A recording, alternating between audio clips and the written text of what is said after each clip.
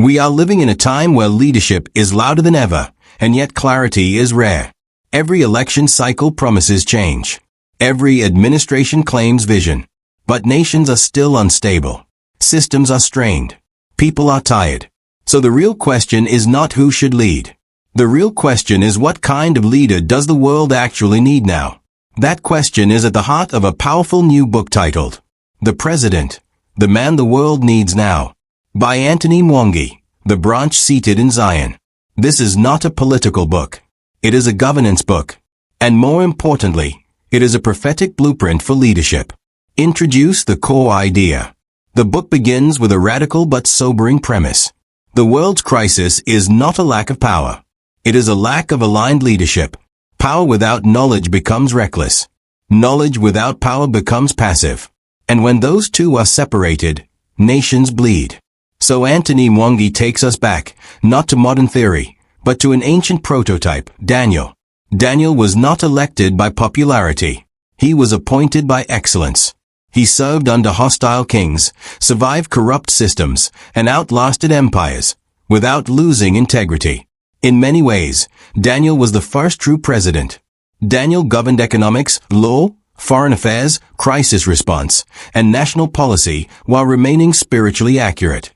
He understood timing. He interpreted intelligence before it became a crisis. He knew when to speak, when to wait, and when to stand at the cost of his life.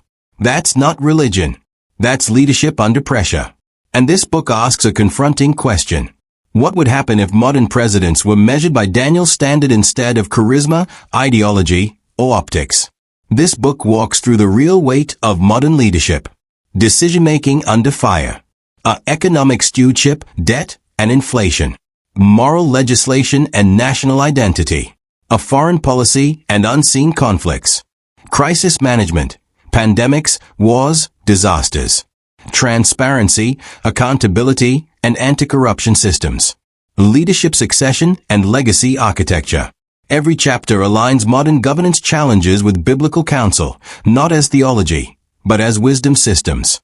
This is scripture applied to policy, leadership psychology, and national architecture. But what sets this book apart is its climax. Anthony Mwangi brings leadership back to a forgotten axis. The testimony of Jesus Christ is the spirit of prophecy. Prophecy here is not mysticism. It is strategic foresight rooted in eternal order. A president aligned with Christ becomes our defender of truth, our guardian of justice, our steward of times and seasons, our shepherd of people, not an exploiter of power. This is leadership heaven can partner with. Why this book matters now.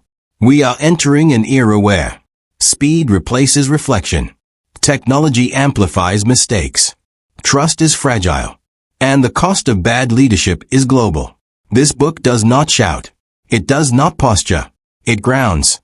It restores leadership to conscience, wisdom, and accountability beyond the moment. Who this book is for.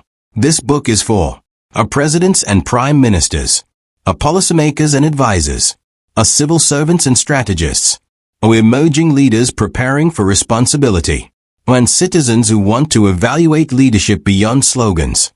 If you believe nations rise or fall by leadership quality, this book will challenge you and steady you.